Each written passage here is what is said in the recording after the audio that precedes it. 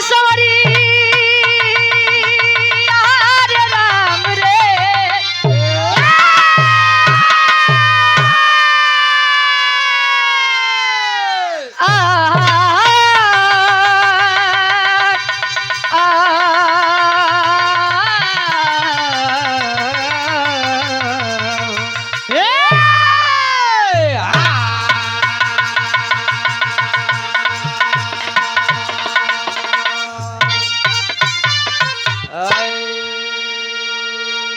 एक छोटा सा बिरहा है आप सभी के बीच में, खानदानी बिरहा।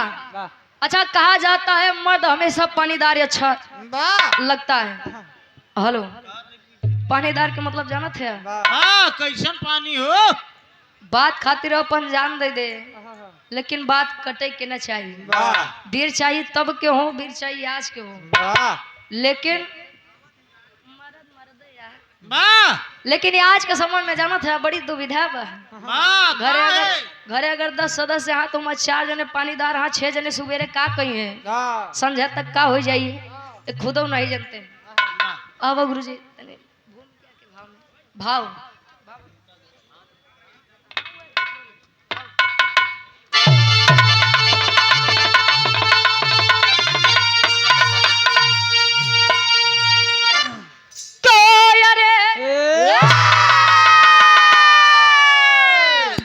जौहर का बजता बिगुल जंग में रंग लाती थी लोरिक की थी जब जवानी रक्त की बूंद में खून है खून का अरे तलोरी के लइका या भोरी के कहानी और की छाती पे गर्जन करे सर्वदा बोला या भोरी माँ क्यों ना पिंडदान हुआ मजरी कहे गुलामी न मंजूर मुझको करे हक की अदा वही बलवान हुआ।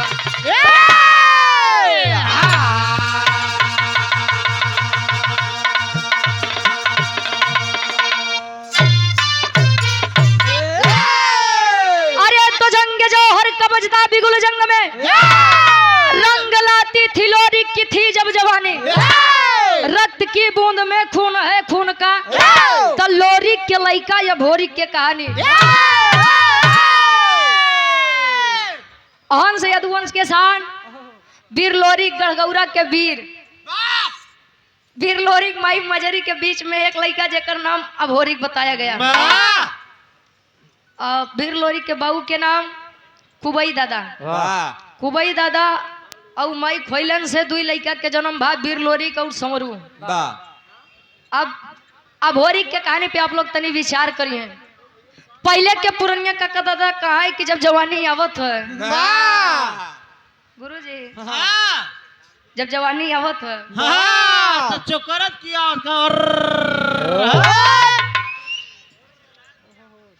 तुम्हारी यार ही का यार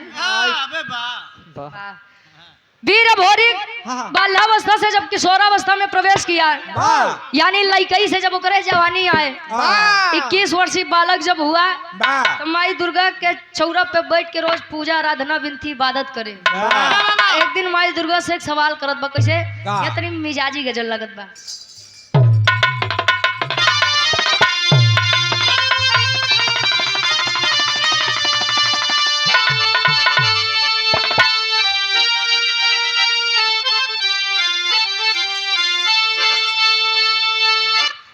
तो परवाने जल रहे हैं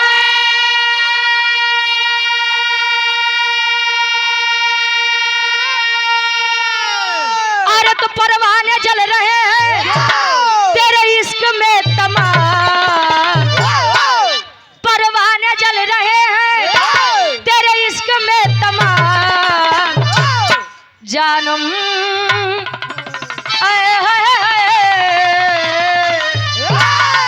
अरे जानम जरा इसी आग में जानम जरा इसी आग में अरे खुद को जला के दे जानम जरा इसी आग में अरे खुद को जला के दे जानम जरा इसी आग में खुद को जला के दे जानम जरा इसी आग में। लेकिन एक लाइन वीरन खातिर खातिर। अरे तो बोला है वीर बघेला,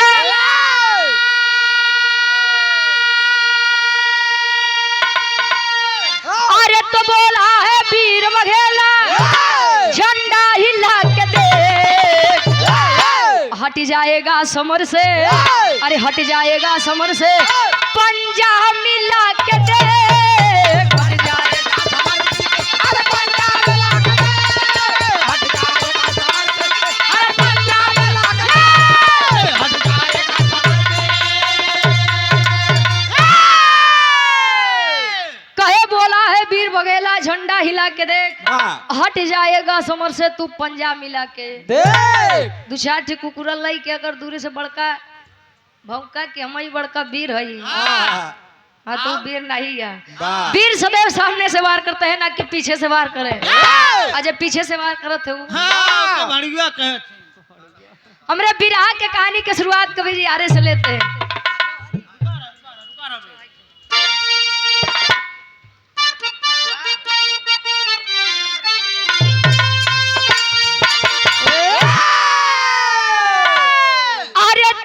दिन मजरी माता से भोर किया के बोला, कब से तुम हो मत सोई, अरे अब तो अखियां खोला, पिताजी मेरे सानी तलवार हाथ में साजे, दाहिने जिनके माँ दुर्गा, अरे माता रही विराजे, जंगल में जब जाते तन से बहे पसीना, जब जंग के अंदर मुश्किल करते थे जीना, न वीर चुनौती सहते जो सहते वो कभी।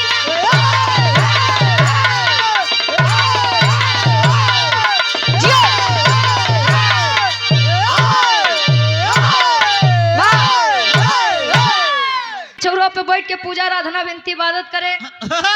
एक दिन माई दुर्गा से सवाल कर दिया वीर भोरिक, वीर लोरिक के लड़का 21 वर्षीय बालक, सवाल किया माँ, अरे माँ मेरे पिताजी वीर लोरिक जब भी आपको जरूरत पड़ी अपने जंघे का खून पिला करके आपको संतुष्ट करने का काम किए। ए माता जी हम नहीं के लड़का अभोरिक, मेरी विनती क्यों नहीं स्वीकारी जा रही है।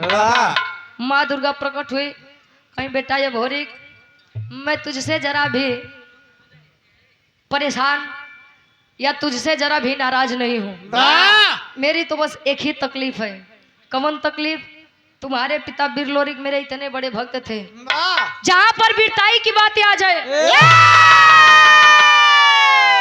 अच्छे अच्छे वीर उनके सामने नहीं टिकते थे। आप ही लोग कहते हैं कि जबले पुरखा पुरनिया के तरन तार नहीं करा तब तक उनकर आत्मा या मृत्यु लोक में भटकत रहा थे। आज के समय तो बड़ा ही अजीब हो गया। गाय के अंदर लोग गौ माता देख लेते हैं, गौ माता है। कौवे के अंदर हमें हमारे पूर्वज दिख जाते हैं, लेकिन आज के समय में इंसान को इंसान के अंदर इंसानियत नहीं दिखती है। एक जने अगर रोड पे गिरा हाँ तो 13 जने खड़ा हाँ उठावे बदे नहीं, वीडियो बने खातिर सार गिरा कैसे अरे जवान। एक दिन जब इतनी बात सुना कहीं कि बेटा तेरे पिता वीर लोरिक कभी पिंडदान नहीं हुआ है, आत्मा भी भटक रही है। आया मजरी जी के पास, जब सवाल किया तो माई मजरी एक बात बताओ मैं, कौन बात? विराह में एक लाइन गीत लगता।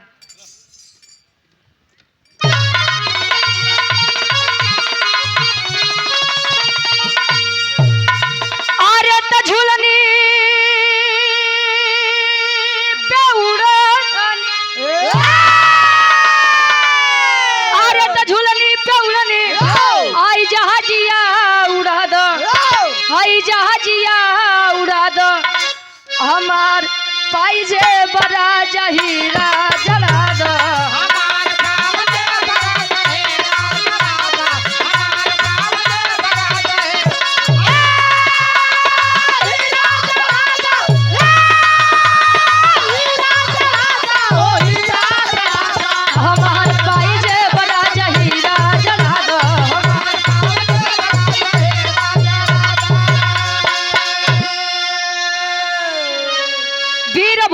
मजरी कहे कि बेटा पिंडदान तो हो जाता, लेकिन पिपरी का राजा सुरपति यदि यह जान जाए कि कोई आया है पिंडदान करने के लिए तो पहले उसे युद्ध करना पड़ता है। और इस बात का प्रमाण मिलता है बेटा कि आज तक सुरपति से कोई जीत नहीं पाया है। वीर भोरी वीर जब सुना खड़ा हो गया, कहे माता जी ए माई माई रे आपको मेरे पिता वीर लोहरी के वीरताई पर आज भी शक है?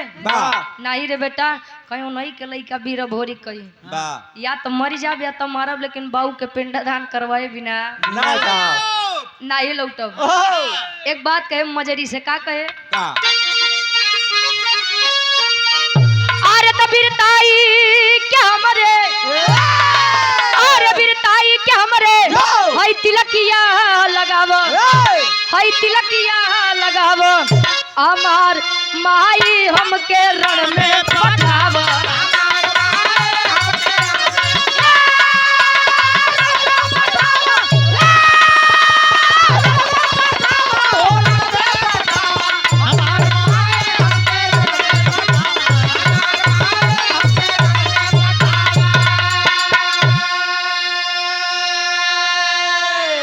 अरे तो बाढ़ल गुमान बाटे अब दुश्मन के भारी, मिटाऊ खानदान बाटे पूरी तैयारी, मिटाऊ खानदान बाटे पूरी तैयारी, मिटाऊ खानदान बाटे पूरी तैयारी। अरे तो ममता के प्रीतिया, अरे ममता के प्रीतिया तू मन में जगावा, हमार माई हमके रण में पठावा।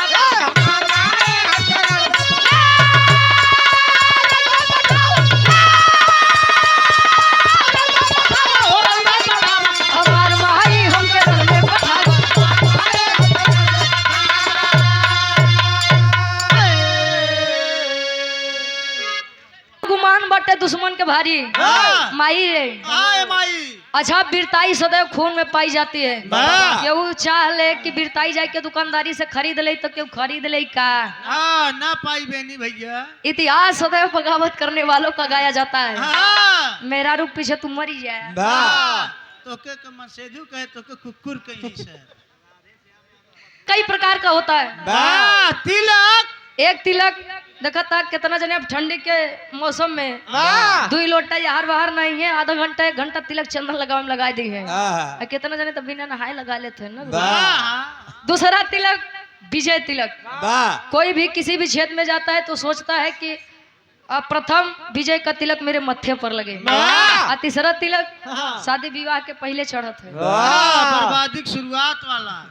लड़का मिला तो लायक मिला, नहीं तो मिलवे नहीं करे, भले 10 महीना बाद मिले। आज के जमाना इतना अजीब होई बा, मूर्ति के सामने 56 प्रकार के व्यंजन रखते हैं ना, माई बाबू एक रोटी बड़े तरसते हैं। लड़का दिखावत बाबू माई ढेर झीले है। चलो वृद्धा आश्रम में चला है सारे जमाना। एक वह वीर था, वह बेटा था कि अपने पिता वीर लोहरी के लिए चल दिया अपनी जान की बाजी लगाने। बनारस के धरती पर जब आया, काशी घाट के किनारे एक पंडित से मुलाकात होत बा। और पंडित के नाम का कभी जी बताओ तो गवना 3 साल 5 साल 7 साल 9 साल 11 साल 13 साल 15 साल 17 साल 19 साल 21 साल 22 साल 25 साल 27 साल आज आप नहीं करे ना। फिर भी लोगों में बर्दाश्त करने की क्षमता होती थी।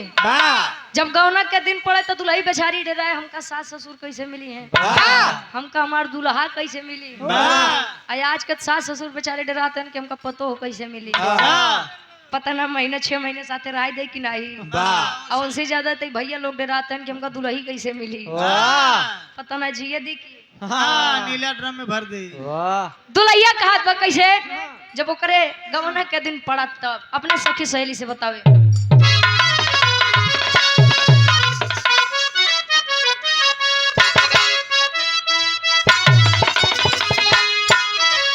अरे जब से गवनवा के दिनवा धराइल, जब से गवनवा के दिनवा धराइल, रतिया ननी दयावे देहो पियलाइल। जब से गवनवा के दिनवा धराइल, रतिया ननी दयावे देहो पियलाइल।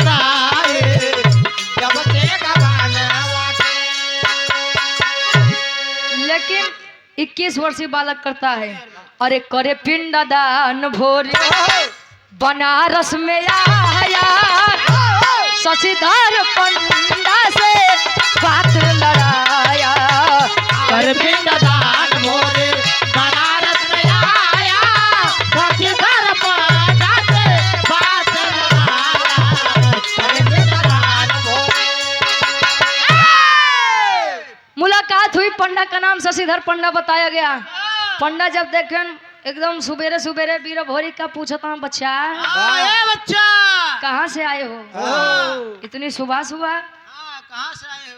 कहें बाबा गढ़गौरा से आया हूँ, मेरे पिता वीर लोरी, मैं उनका बेटा अभोरिक हूँ। वीर लोरी का नाम सुने कहें वाह बेटा वाह, वाह बच्चा वाह। बाबू तार मुर्दा रह बेटा, तू कैसे पातर हो गए? क्या बात।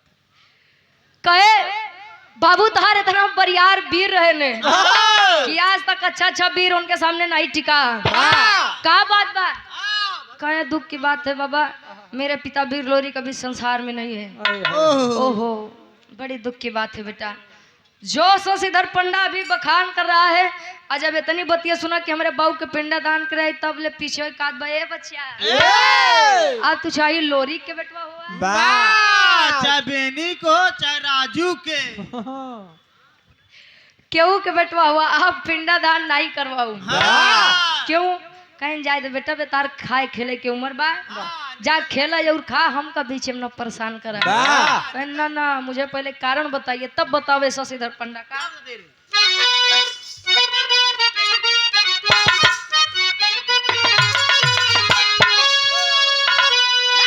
अरे तो कहे पंडा पहले पिंड दान करी है राजा,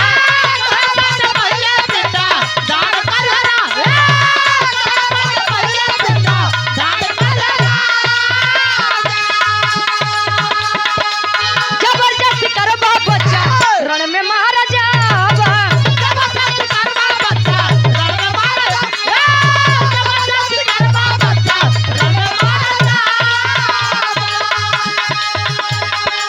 जबरदस्ती कर बच्चा, रण में महाराजा।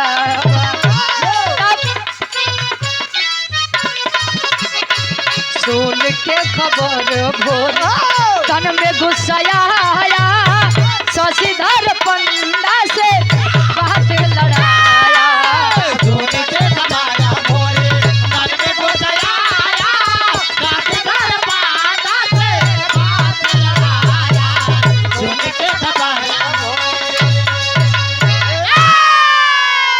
पिपरी के राजा सुरपति ना तोहे जिए दी ना हमें जिए दी। कहीं मतलब कहीं अगर जान जाए बेटा कि तू पहले पिंडदान करे आओ हम करवाए, तो न तोहार सुनी ना हमार सीधे यार पार मारी डाई बेटवा देखा हम अपने मेहरारू के लौता मरद है जाय दे। कहन बाबा देखा तू धोखा करत है, गद्दारी। निकाल के तलवार गर्दन पर रख दिया। पूछत बा पिंडदान करवाबा कि नहीं करवाबा, करवाबा कि नहीं करवाबा, करवाबे कि ना करवाबे बोल बोल। अरे बस बस वीर भोरी क्या मत। अच्छा अब शशिधर पंडा बेचारा खड़ा बा बैठ गया। अरे साला गजब फंसे, पिंडदान नहीं करवाऊ तई मार दे, अब पिंडदान करवाई दे तो मार दे। उ पिपरी के राजा सुरपति ससुर जो सामने पड़ा पहले उसको देखा बाद में देखा जीवक मरबा। पिंडदान करवा दिए, अब पिंडदान करवा दिए, यार दोनों जने बात विवाद करत हैं। अब मार शशिधर पंडा बेचारा डेरात बा जा सारे कहाँ से मुसीबत लेके आए, ते तो मरबे करबे हम मरबे। वार खबर मिली पिपरी के राजा सुरपति के राजा बड़का राजा बनत है, बड़का वीर बनत है। काहे कहे कल के आवा लड़किया 21 वर्षीय बालक भोरी वीर लोरी के लड़का तोरे नियम के उल्लंघन करत बा, मतलब पिंडदान सुबह का करवा दिया। फौज हजारों की पलटन लिए आया कहा बनारस के धरती पर, हजारों की फौज लेके बनारस की धरती पर सुरपति जब आया, वीर भोरी के सामने शशिधर पंडा बैठा उठ के भागे लगे, पकड़ के कुर्तवा खींच ले से कहाँ चले आ? हाँ, जब ले हमका कुछ न होई तब तक तो का कुछ न होई। हाँ, कहता जा सर तू मरबा हम मरबो बा हाँ करत हन का टेरी के भाव में कभी से लिखत है।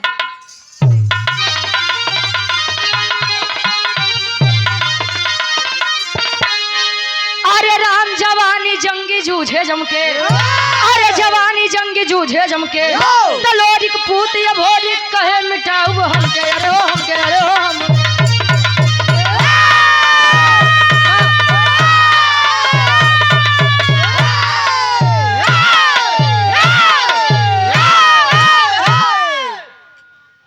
लोरिक पूत भोरी कहे मिटाऊ हमके, जवानी जंगी जूझे जमके। अब हार उ तो तनियात बा कि कितना मरी है, ज्यादा से ज्यादा 150 हाँ, 200 मरी है। हाँ, बाकी हजार सैनिक। आज तो इनका बिना मारे छोड़ब नहीं। हाँ, आज इनका मारब। एक तरफ हजारों की फौज लिया सुरपति और एक तरफ 21 वर्षीय बालक केवल अभोरी, अकेले। जोने समय तेगा तलवार चलावे हाँ, सैकड़न वीर तो ऐसे धराशायी हो जाए वाह। हंस यदुवंश के साथ। हाँ, जब चलावे जब चलावे हाँ, अच्छा यार मारत काटत काटत मारत मार मारत काटत, मार काटत, मार काटत, मार काटत, मार काटत, बस। मार काटत, मार काटत, मार। बस अब यार जब 150 सेना बचा तो लगे मने मन सुरपतिया के गरियावे जा सारे सुरपतिया हाँ, तोर नाश होए। हाँ, तो तो पूरा पूरा नाम खाना- मरे सारे। अब यार अच्छा नाम कितना अच्छा हो लेकिन अगर मने गुस्सियात है तो नाम खराब कर देते हमार गरिया में सुरपति सुरपतिया बनाई दे हैं। कहे हम तोरे चक्कर में हमें नन की नहीं पागल थोड़ी क्यों वही कि मर मराई जाए लगे बेचारे लंबा लंबा लेट गए। और जब पहुंचा सुरपति के सामने तो होत का आखिरी भाव और आखिरी तरज लगा हमारे ही बिरहा के।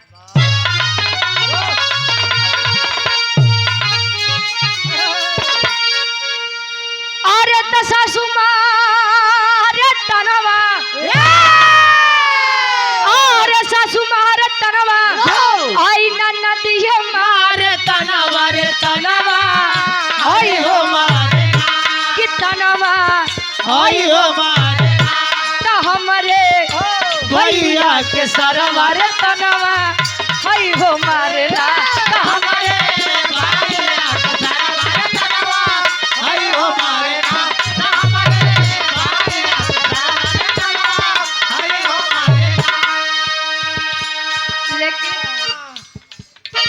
लोरी के पुतवा गरजा, लोरी के पुतवा गरजा, वीर बालवन वर जनवा हरि के मर बजा कि जनवा हरि के मर बजा तकूदा जंग मय दनवा रे जनवा अर के मर कूदा जनवा ये जनवा रे जनवा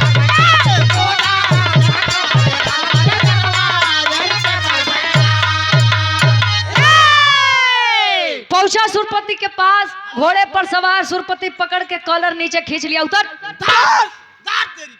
ज्यादा नीचे खींच लिया कहीं बड़का वीर बनत रहे 10 ठी कुकुरन लेके बड़का वीर बनत है आवाज सारा फरियाई जाए मुँह में काली पोताई के गदही पे बैठाई के ऐसा कोनो जगह नहीं बचा बनारस के एक गली छोड़ के कवन हो धोबी घाट काहे बदे गदहा 60 है लादी के ढो अच्छा लदिया कर बबुआ ढोआवत रहा नहीं हुआ समय में के गदहारा ना अब यार घुमाए इज्जत के मारे कुल इज्जत कुल माटी में मिला दे शशिधर पंडा मार तनियात बाबा अरे जिया बेटा जिया धन्य है वो माता पिता जिन्होंने तुमको जन्म दिया है अरे धन्य है वो माई बाबू बारे हमारा लड़का ए भैया अब यार मार अभोरी के बखान करत बा और सुरपति के एक बिटिया जेकर नाम केवलापतिया बताया गया केवलापतिया वीर अभोरी के वीरताई पर वैसे ही प्रसन्न थी मुग्ध थी और जब सुने कि हमारे बाबू का इज्जत माटी में मिलावे वाला और क्यों नहीं बल्कि वह अभोरी कहे केवलापतिया जादू के विषय में बड़ी जानकार रहे तो एक काम करता है जब बनारस के धरती पे आई तब पापड़ के भाव में कवि जी लिखा था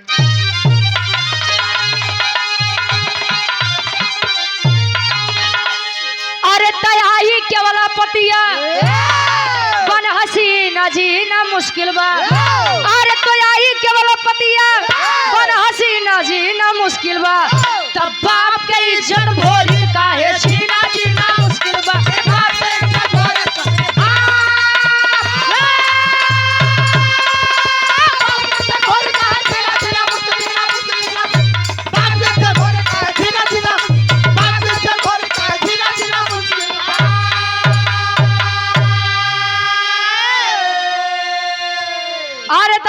चलाई दियोली सुगना बनाई हो पिजरा में कैद कई के पिपरी लेके आई हो अरे कहे कुंवारी जी अब नहीं तारा बिना जीना मुश्किल बा तब बाप के इज्जत भोरी काहे अब छीना जीना मुश्किल बा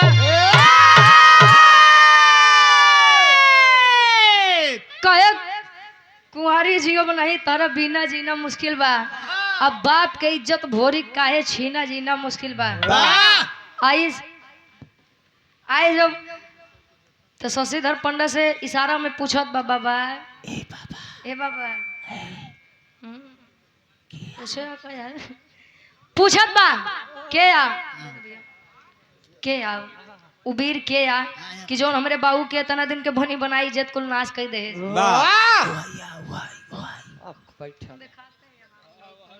इशारा करते हैं हुए यार वो लड़का या 21 वर्षीय बालक भोरी जन तेरे बाबू के इज्जत कुल नाश कर दे अपने जादू से वीर भोरी के सुगना बनाई के पिजरा में कैद कई के चला रजेऊ पिपरी के राज जब लेकर आई अच्छा दिन में तो वीर भोरी के सुगना बना रहा दे लेकिन जब रात होए तब वीर भोरी के उनकर हुए वाला तन दे दे यानी पुरुष तन किस लिए जबरदस्ती प्रेम करना चाहिए लेकिन बाहर मान और मर्यादा कहीं है लड़की लड़की थू तेरे इस प्यार पे थू हट बोले दे कहे मैं तुझसे इस प्रकार प्रेम कर लूं ये मेरे शान के खिलाफ है हट जाओ लड़के कहे जा दुनिया तरसत बा तोहे मिलत बा तो तोहे अटकत बा धीरे धीरे समय बीतत बा आखिर माई मजरी के अपने लड़का के चिंता सतावत बा करत का आल्हा के भाव में कवि जी प्रमाण देते कमलेश यादव जी मैनेजर साहब 250 हमारे खातिर 250 उनके खातिर बैठे बैठे लहा रे शेर अरे तू रहा दे राजा रे जा संतोष भैया हमरे इनकर फरमाइश बा जानू हो जाड़ा गाय दी तो करे बात सुनाई देते आशीर्वाद के चारे के मुझे अपनी कला में कामयाब रहे करत ही काम मजरी माई आल्हा के भाव में कवि जी प्रमाण देते हैं अब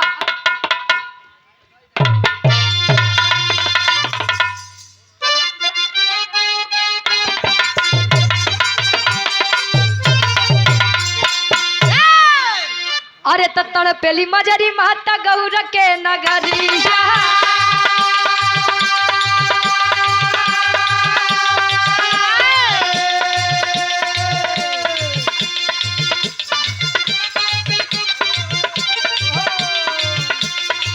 देवराई चनराई के दी होलिन पठा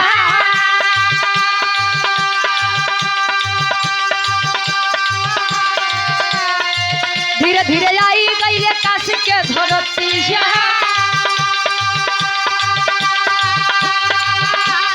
धीरे धीरे आई गई काशी के धरतिया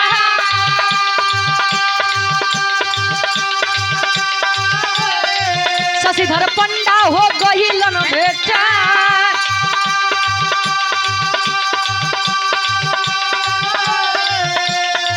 लगले बतावे पंडा पूरी तब खबरिया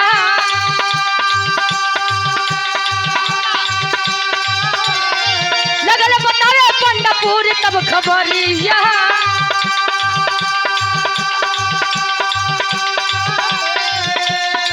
केवल पति सुगना देह को भोरी के बना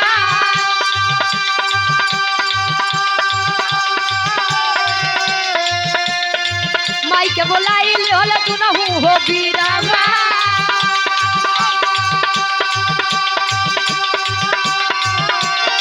जमनी के बोलाई होले तू न हो बीरावा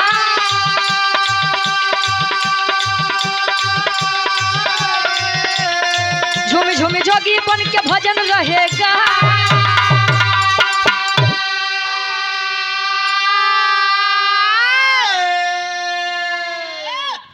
काथन माई के जिगरा गाई के पुतो के जिगरा कसाई के बात बाबू जिगरा साड़े के आज बड़ा बढ़िया उदाहरण सवेरे सवेरे दिए हैं। हाँ हम जानी गए, आज से मान गए। हाँ हाँ। ए भैया, माई मजरी गड़गौरा के दुई वीर देवराई और चनराई बताया गया। भेजता ही कि जा अपने भाई अभोरी के पता लगाई क्या बा। आए बनारस के धरती पर मुलाकात हुई, शशिधर पंडा से पूछ रहे हैं कौन है, क्या गड़गौरा के कोई वीर यहाँ पर आए थे? कहे हाँ बेटा, बहुत बढ़िया वीर रहे, बड़ा बरियार वीर रहे, सालों से फैली दहशत को एक दिन में समाप्त कर दिया। कहे है कहाँ? कहे पिपरी के राजा सुरपति के बेटिया केवल पतिया के सुगना बनाई के अपने पिपरी राज ले के गबा जाई के अपने राजा के छोड़ाई क्या बना है, तक कबो नहीं मिली है। जमुनी माँ को बुला करके भजन गावत पहुंचत है, कहा पिपरी के राज दरबार में केवल पतिया कहे हमार राजा ये हमार सैया अब चला। ये हमार का हुआ हो तो को कैसे पता तार शादी भी आना है बाबा। ए भैया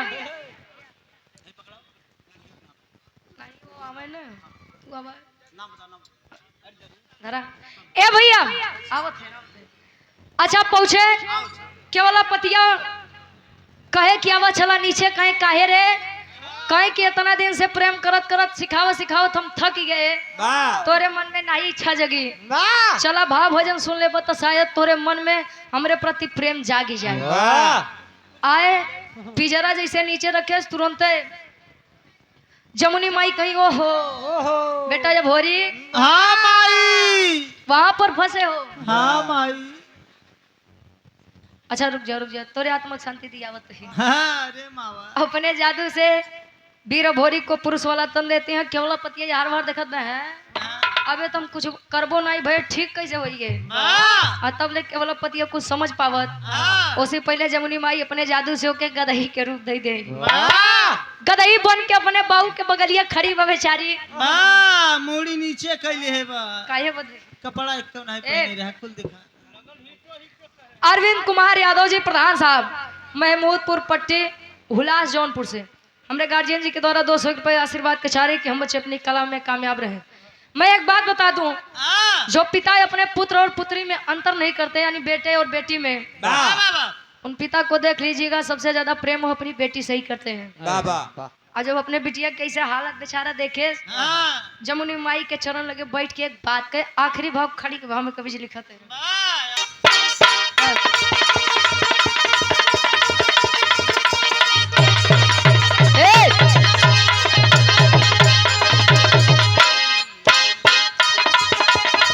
दोनों लोहार धोबी पगलाई गया।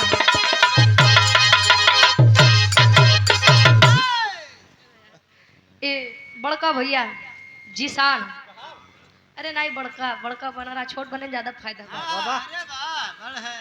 ये सुंदर माला और 100 रुपए देकर सम्मान किया। माई भगवती तोरे काम में दिन दुनरा चंगना तरक्की हो ना, ऐसे तो बनवत रह सबके जाना था का यार। आखिरी भाव में खड़ी के भाव में कवि जी लिखते हैं, उक्ति परी के राजा सुरपति माई जमुनी से माफी मांगत बा। कैसे?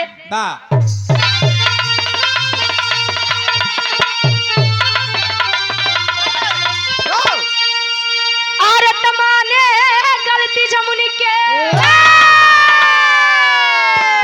अब चरनिया दही के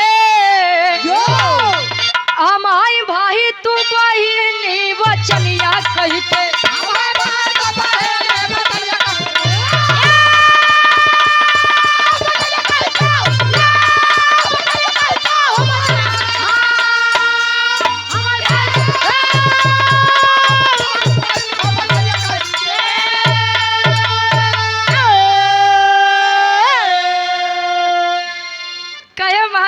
जमुनी के चरनिया धई के हमारी भाई तू बहिनी वचनिया कह के तू हमार बहन समान, हम तोहर भाई समान।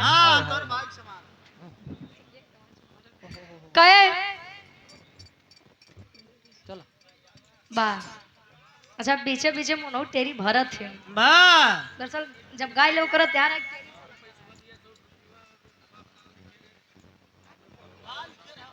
रह जाता कहे हमारा गलती के सजा हमरे बिटिया के नहीं दा बा वीर भोरी मार घुसिया तने के छोड़ब नहीं बा एके छोड़ब नहीं बा एक सारे तीनों काट ले का गोड़ हाथ मुड़ी और का तीनों काट आ तो पूरा बोला करे यार और का काटू सके वीर भोरी कह के नहीं छोड़ब जमनी माई कहीं बैठ जा बेटवा हां बैठ जा बैठ पहले तुम्हार बात सुन ला कहे माई हम एक के शर्त पे छोड़ब कहीं कवन शर्त कहने कर बिटिया के वाला पति हमके बड़ा प्यार करत है बा प्यार एक कह दे अपने बिटिया के शादी हमसे करवाए दे हम एक खुशी खुशी छोड़ दे प्यार के मतलब नहीं जानता का तू? नहीं कहां मिले थे प्रेम यदि सच्चा है तो इंसान को बना देता है और प्रेम अगर हुए वाला बा आज भवा कल ब्रेकअप तो कहूँ नहीं छोड़ी कहे कि हमारे शादी करवा दे कहे कि शादी तो हम करवाए दिए ए लल्ला शादी तो हम तोहार करवाए दिए लेकिन तू विदा बा कहने तो तू गदहा बनी जा या तो हमारे बिटिया के पहले जैसा लड़की बनाई दे तब तो मेल होई गदही तू लड़का कहाँ से मेल होई हां छोट बड़ पर जावे तब ले करत का आखिरी भाव में कवि लिखत है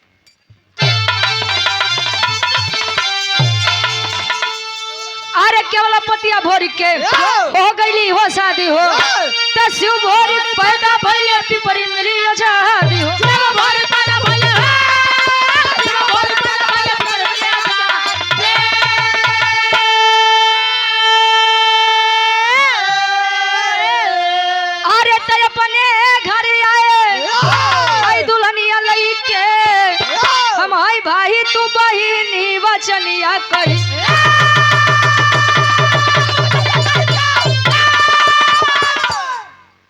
केवल पतिया भोरी के हो गईली हो शादी हो केवल पतिया और भोरी के शादी हो गई गढ़गौरा में वापस आए समय बीता दोनों के सहयोग से एक लड़का के जन्म भा जेकर नाम शिव भोरी बताया गया संजोग से ना संयोग से मिलन से बच्चे का नाम शिव भोरी बताया गया कुबई दादा माई खोइलन के बीच में दो लड़का वीर लोरी का वीर संवरू वीर लोरी का और मजरी माई के बीच में एक लड़का जेकर नाम अभोरिक बताया गया अभोरिक की शादी केवला पतिया से हुई अभोरिक और केवला पतिया के मिलन से एक बच्चे का जन्म जिसका नाम शिव भोरिक बताया गया 4-5 खानदान इकट्ठे अहिरे कौन सा आखिरी में खानदान का परिचय बा गुरु बिहारी गुरु गणेश गुरु रामलाल मुरबा का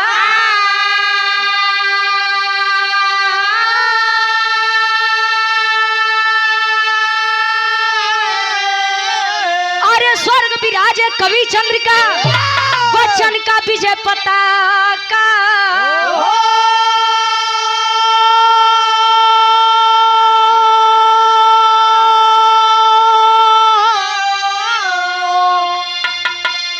चतुराई अरे जवानी जंगी जूझे जमके ग्वालो वंशी रुचि बड़ी काना पे पानी जवानी जंगी जूझे जमके